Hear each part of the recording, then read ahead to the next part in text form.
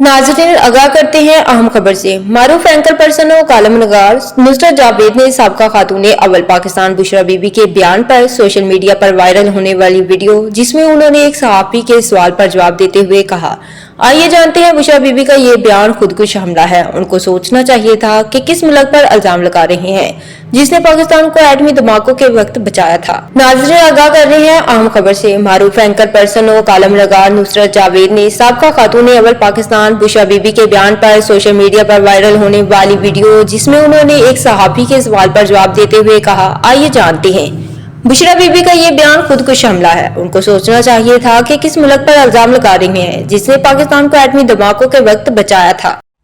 जी sir, Bushra Bibi के बयान पे आप क्या कहेंगे? ओ भाई साहब, ये सुइसाइड बॉम्बिंग है और अपनी तरफ से उन्होंने ये कोशिश की। वो कहते हैं ना कि ये कोई खबर मित्रान लिहावे हाथ दे देनिया छले, वो चाहती हैं कि लोग बाहर आ जाएं। उसके लिए उन्होंने कहानी ये इन्वेंट की कि उनके मियाँ पे जुल्म सितम हो रहा है, तो उसकी वाहिद वजह ये है कि वो हमारे नबी पाक सल्लल्लाहु अलैहि वसल्लम के शहर मदीना मुनव्वरा में नंगे पाँव फिरते थे और उसके बाद से उन्हें फ़ोन आना शुरू हो गए।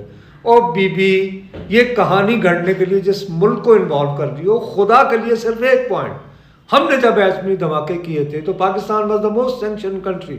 हमें डेफर्ड पेमेंट पे तेल किसने दिया? $1.5 अरब के करीब था उस वक्त वो, वरना पाकिस्तान तो धमाके करने के 3 महीने बाद कलैप्स हो जाता। क्या कर रही हैं इस मुल्क के साथ आप इस मुल्क की सर्जन हैं कि आप सिर्फ अपने खामद की रहाई के लिए कहानी घड़ के और तूफान मचा देना चाहती हैं। मज़ीद अपडेट्स के लिए देखते रहिए अंडरग्राउंड न्यूज़।